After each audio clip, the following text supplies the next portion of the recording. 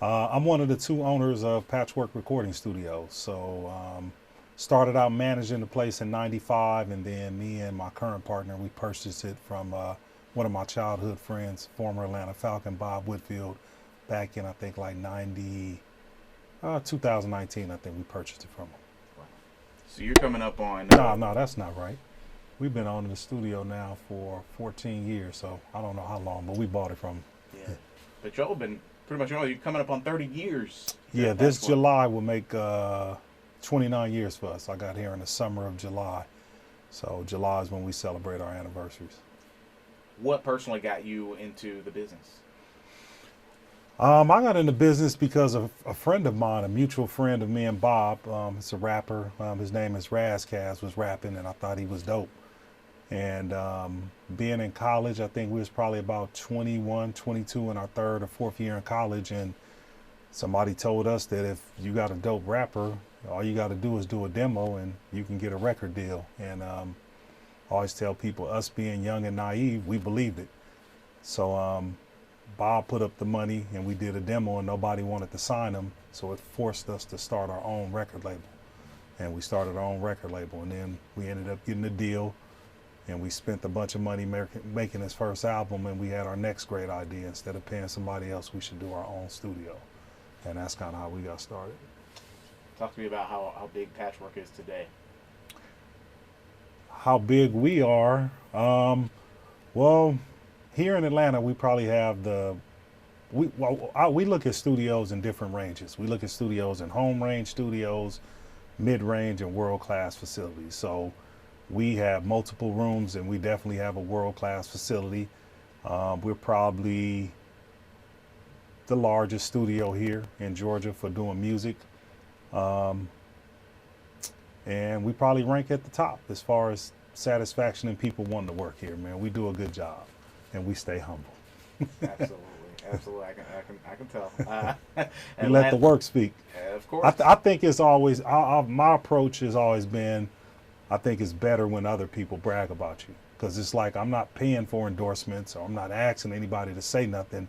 But when you work so hard and you do so great that it forces other people to brag about you, that's what I like. So it's like a lot of times people will be like, you need to talk more. You should say something what you guys done. And I just pull a clip of somebody else saying it and it validates it, which is kind of like what Rico and them did for us. For sure. How did you first come to meet Rico Wade? That was a hustle. I mean, ironically, we got here in '95, and when we were looking, we knew we were going to come to Atlanta and do a studio. When you thought of hip hop, the only thing you thought of was Outkast, because they had just put that album out. And so we wanted to get validated, and we felt like if we can get Outkast or Organized Noise to work out of our studio, and then our name appeared on the back of all the CDs they was going to sell, it would validate us. So knowing that Rico in particular was a super fan of the Falcons, and Bob was playing for the Falcons, man, we just told him, we give you guys some tickets to the game, and if you guys want to go, and give you guys a jersey. And they wanted to go, and it was probably like 23 people that wanted to go. And their manager, or office manager at the time, Dee Dee, wanted to pick up the tickets. And I was like, anybody that want to go to the game got to come to the studio and get their own tickets. And so we were only about 3 miles from the stadium, and so it forced all them to come. And back then, it wasn't like the money was flowing like it is now, so people didn't want to park.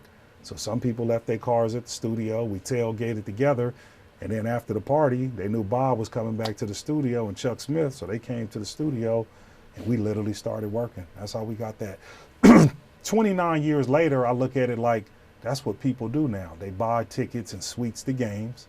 They take potential clients and put potential business to basketball, football, baseball games, wine them and dine them, and they do business. At the time, we didn't know that's what we were doing, but that's literally how our relationship started. No kidding. Do you remember what year it was? 95. Yeah, I literally, so it's funny, you came, I just went downstairs. We keep session reports, physical session reports of every session that we done. They started working here in September, I think September 10th or 11th was the first session that we ever did here. That was our first paying client, our first session. Organized Noise got to work on Outkast. Wow. Yeah. That's so cool. What do you remember about that session? Well, I remember they were here all the time. Like we would do sessions probably from 6 p.m. till 9 a.m. and they would just work overnight. And our engineers, I wasn't well versed in the way they were doing it because it was three of them. It was Ray, Pat, and Ray, Pat, and Rico. You know, Ray may come early and run the engineer for 4 hours from 6 to 10. And Pat may show up from 10 to 2, and then Rico gonna come at 2 in the morning and want to stay till 9. And I just thought that they were very hard working. They worked on multiple things, and you know, they taught us a lot. We were making a lot of mistakes. We didn't know a lot of stuff, but we were honest with them. We were like, we're a brand new company. We don't really know what studios are supposed to be doing. You guys been to studios in New York, LA, Miami. If y'all tell us what we need to do, we'll do it. And so they was telling us about session reports. They told us we needed video games, we needed snack machines, we needed runners, we needed to get purchase orders. They told us a whole bunch of stuff. That's how we learned. I mean, we literally had a client that had blew up, and they came to us, and they were patient enough, and I think we were responsive enough that if something was wrong, they knew we would fix it or try to take care of it. So we were very accommodating to them because, you know, we thought that they were going to sell a whole bunch of records. We thought they was going to sell at least 3 million copies. And if it would say recorded at Patchwerk, other people would see that and want to try to get that type of sound. And that's what happened. They helped you all really get on the road to success. Yeah, man. I mean, it's like I tell people, it ain't like I just say this because he passed away. You can go back in any documentary or interview. Those were our, like I wish I was making it up, but it just worked out that our very first client was Organized Noise and Outkast. That's literally what gave us our credibility. Then we went from Outkast, then we went to Goody Mob. Then we went to Parental Advisory. Then we went to Society of Soul. We went to Esperanza. Then they started doing In Vogue. And then they started doing remixes for Janet Jackson. And they was bringing all of that work to the studio. And so I'm not that type of person that forgets that. You know what I mean? It's literally, that's where it started. That was prior to them, you know, to have credibility, we would get 8x10 black and white pictures of people that came to the studio. And you can get those pictures, but the way you wanted to make sure that people knew they came there is they signed it to you. So in our break room, we just had black and white photos. That elevator's plaque was our first plaque. That was our first time we ever got a plaque. So we got a single plaque for the single elevators, and then we got a plaque for the album. And then we got a Goody Mob plaque. And then we just started getting, when they was doing remixes for Usher, and Set It Off. And literally, man, that's what stamped us, man. And people, no disrespect, I'll say this to Jermaine or Dallas, because they were before Rico, but Jermaine was big. He was kind of like, he belonged to almost like the world. His artists, crisscrossing them, they didn't necessarily represent Atlanta to me, and they were younger. So I didn't identify with that. And then Dallas was doing more pop R&B type stuff. But when Rico and them came with that first Outkast video and had on the Brave jersey and the Kango hats and riding in the Cadillacs and was in the streets, that was identifiable. That made me want to come here. That made people want to come here for the Freaknik and for go to party, and hopefully you would run out to Outkast. So, you know, me personally, I look at people like Rico, it's some of our legendary artists. I look at them as superheroes. And I tell people you should think of them like you think of your grandparents. Like you'll hear people say, oh, you blessed to still have both your grandparents here. And I'll be looking at these producers and artists like that, like we were blessed to have a superhero walking amongst us for 29 years. And I'd be like, I don't know why people don't forget that. It's like you don't remember when he flew up in the air, saved the girl and saved the building? It's like we forget that stuff. So for me, I never forgot that. And the thing that gave me peace of mind when he passed is that he knew it. I mean, I tell them all the time. I tell Dee Dee, I tell Ray when I see him, I tell anybody that helped us out from the beginning when we were in the house, thank you. And so, you know, yesterday was tough. I tell people it felt like the music died. It literally felt like that yesterday. The phone wasn't ringing. I wasn't really motivated to kind of be working and stuff. And then you hear all the tributes and stuff, and you just be like, man, I wish people treated them like that when they were walking amongst us and showed their appreciation, which maybe they did. But like I said, superhero, foundational piece. a lot of things would not be if it wasn't for him. And the artists he was signing was from Atlanta. They was from Atlanta. Cool Breeze, Goody Mob, Witch Doctor, Kilo Ali. They put it on, man, and they did a great job. I'm forever grateful. And, you know, and I feel an obligation, you know, to share the story. That's why when you called, I was like, heck yeah, because they did so much for us. And I remember one time, man, we did the worst thing you can do in the music industry. One of our engineers erased one of Cujo's vocals. Erased it. And I remember Rico, they had been there all night. I got there in the morning and he was so hot. And he was like, I will never be able to catch that emotion again. Don't you know how much that verse was worth? Man, that's $1 million verse. We can't never catch that feeling. And he didn't want to come back and work there. And Dee Dee saved us. She convinced them to give us another chance. And it could have just went the whole other way. You know what I mean? But, you know, they showed patience and gratitude towards us. And they taught us a lot. And when we made mistakes, they were, you know, they were real men enough to tell us what we did wrong and give us an opportunity to correct it. And I'm forever grateful for that, man. I had another producer where something happened like that. And he asked for so much stuff. It was ridiculous. I think one of the engineers turned off his drum machine and he didn't save something. He was trying to tell me my beats are worth $60,000. I want 3 months worth of studio time. And then he criticized the studio, called us a mom and pop organization, just dogged us out. And so it probably was about 12 years in between those different instances happened, but I always remember the grace that Rico and them showed us in Dee Dee as opposed to how this other person handled us. And I'm thankful for that. That's tremendous. Yeah. Did Rico, you notice, have a particular way he went about things? Was there a particular mark that you knew he left in his music? I would say, you know, for them, you know, they use live instrumentation. And like I said, they put a lot of people to work. They always had background singers. They always had musicians. They had session players and stuff like that. When I think of Rico, I always think of energy. You know, I think of like his Ray is like on the drum machine and kind of doing stuff, and Pat is adding the soul, and then Rico just kind of comes in and kind of blends everything together. When I think of him, I think of a person that was very optimistic and always saw a way out, even though everything looked complicated when you're dealing with a whole bunch of stuff. I would just say his style, or their style, is very soulful. And I always told people I thought that the difference between the production here in Atlanta is that it was inspired by them.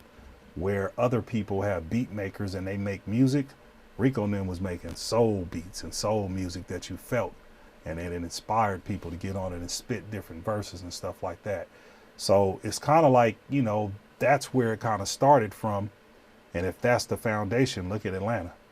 Like, I mean, that's where it kind of started from. Like, like I keep saying, no disrespect. I love Jermaine and I love Dallas, you know, but it was, in my opinion, more people from the streets and the people that we are around more so identified with Rico and them because they was in the streets. Jermaine and them was just big. Bobby Brown, Jermaine and them, Dallas, they international, which is no thing. These dudes look like us. They said they was in the same places we was in. You would see them in the same restaurants. They was naming out streets that you was on. They was at the clubs we was in, so they seemed more accessible. And even through all the success, it was the same way. Even now, you see Gip and them, you can talk to them. You feel like they're your cousins and stuff like that. So that's what I think of and associate with him. Soulful sound, no sampling, originality, energy, and optimistic. And always with a whole bunch of chaos going on, with an eye on how we gonna get through this. Yeah. It's hard right now. We need to do this. We got to meet this deadline. But all we got to do this. He was very solution oriented, and he got stuff done. You know, and I think that's why people hurt, because he pushed a lot of things through and got a lot of stuff done. And then, you know, for me, it just kind of sucks out your energy. It make you feel like, man, you know, we kind of, maybe before us, people wasn't doing this full time, but we lifers, we 29, 30 years in the game. And you'd be like, man, you've been doing all this stuff for 29, 30 years, and you wonder if this industry even appreciates it or loves you back. You know what I mean? And, you know, the way I felt like that they should have been held up, you know, we could have did better. You know, in my opinion, I just don't believe that there never should be a documentary about hip hop, especially in Atlanta, that don't include them. And when you see different pieces that come out and they skip over them, I just be like, man, that's so disrespectful, because you can't skip over them. They've influenced everybody and had an impact on everybody that's working in here in this industry, especially in Atlanta. How do you feel they've impacted even today's artists? You know, I know they've impacted them, but they don't know. Like, they literally, when we, you know, I have people, we have probably about 9 or 10 plaques from them on the walls. And my marketing person be like, we need to get some newer plaques. These kids don't even know who Outkast is. When we got kids coming in from high school, elementary, doing tours, that's foreign to them. They don't even know who that is. They've had an impact, but people may not know that they impact. And, you know, and that's how it goes when you're in the midst of your run. You know, people may not appreciate it. It may be after you pass, after you retire, after something happens, that you go and look back and be like, man, they really did it.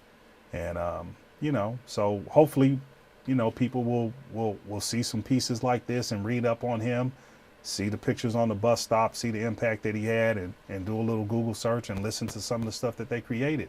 And then listen to some of the people. I guess if Future's one of the biggest artists, man, he gonna tell you that's where he got it from. He sat in the studio with his cousin and he learned it from them. Killer Mike winning Grammys. They got it from them. That's their foundation. You know what I mean? And that work ethic that they got is from them. They seen them working. Yeah. What do we lose? You know, what does the city lose? What does the industry lose with Rico's passing? We lose a giant. And like we lose so much information, so much knowledge. Like I said, you just got to imagine, and he's 52, I'm 52. And I was telling somebody, I think that's why I kind of have an impact, because usually you see somebody pass and they're younger and you be like, they were so young. And then you see somebody that's older and you be like, man, they was older. But when you look on there and you see somebody that I'm 52 and they 52, it hits home. And I think the biggest thing we gonna lose is a spirit that he had. Like, I mean, it really just took it out of me. Like, you just be like, you really don't even want to do it no more. I didn't, you know, I had that thought yesterday. It was like, man, what you really doing this for? And it's like, you know, at the end, when you finish running the road, what will you have to show for it? I've always been thankful that we have a physical facility, a multi-million-dollar facility, that when we're done, we do have something. But some people in our industry that may just be A&Rs or managers or booking people, camera people, they dedicate their whole life to this hip hop or music industry, and at the end they don't have anything to show for it. But I think the biggest thing we'll miss is his spirit, his optimism, and his energy, and his willingness to extend the hand and pass down knowledge that he learned from going through a lot. They went, man, I'd be telling people, just imagine, 22 years old, I'm 23, I went to college. They 22, 23, they might not have finished high school. They didn't go to college. They selling millions of records, flying all around the country, got artists and artists signed underneath him. All that responsibility as a 21, 22-year-old man, and he delivered. You know what I mean? The creative vision to what to wear, where to shoot the video, the scenes, that was him. You know what I mean? It was kind of visualizing all that stuff. You know what I mean? So I just think that if I can say the biggest thing, we will miss his spirit and we'll miss his presence. His spirit we'll miss because we won't feel it. His presence we'll miss because he won't walk in no more. And the energy, when you just talk to him, and the optimism, we'll miss all of that stuff. And we'll be able to enjoy the music and the legacy, but the physical part of him being here, he will be missed. I mean, when he walked in the room, whenever you ran into him, you felt like he was happy to see you. He made you feel like that. Like, you know, what up, man? You know what I mean? He just had energy. He was, I never really seen him down. And so we'll miss that about him. And then, you know, I just hope that it doesn't pull apart. You know, it's like when a grandma dies in the family don't get together no more. They don't have a reunion and stuff like that. And so, you know, I heard somebody say that, you know, when Wu-Tang lost Old Dirty, they kept going. But then the guy was like, yeah, but if they would have lost to RZA, they probably would have fell apart. it ain't the same thing. Rico mean more to all of this stuff than what, you know, not disrespectful, but what Old Dirty meant to the collective. So if the RZA is the one that's holding that together, Rico's been holding a lot of stuff together on this end. And you just hope that it doesn't splinter, it doesn't get messy, and it doesn't get negative, because he was the one that kind of worked through all of that stuff. You know what I mean? I love to hear that, for sure, for sure. Make sure I get everything out.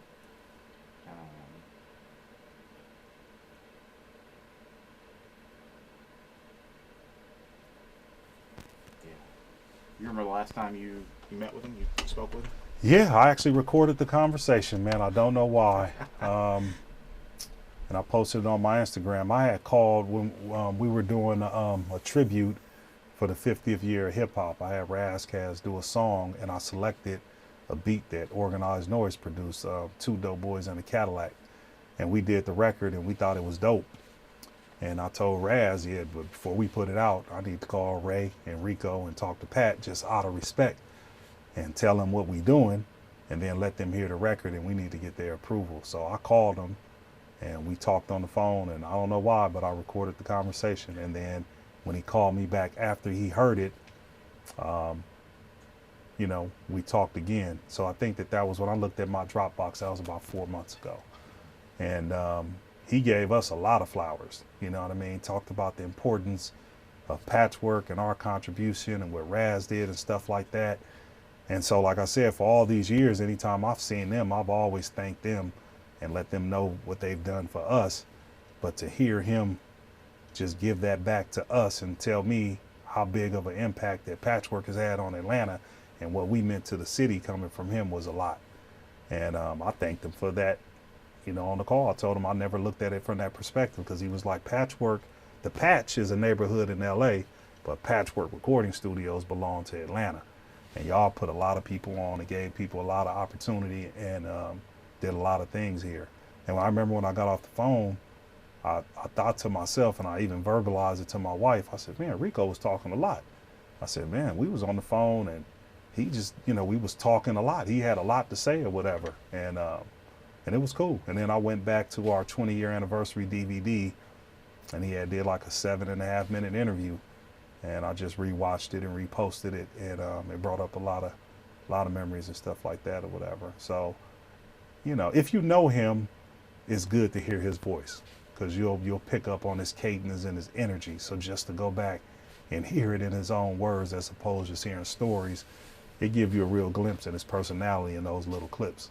You know what I mean? He tells the truth, and if he respects you, he respects you. And I always say Rico knew the rules. You know, he knew the rules. He didn't ever do no funny stuff. Anytime I ever called him, he answered the phone. It wasn't even like he called me back. He answered the phone.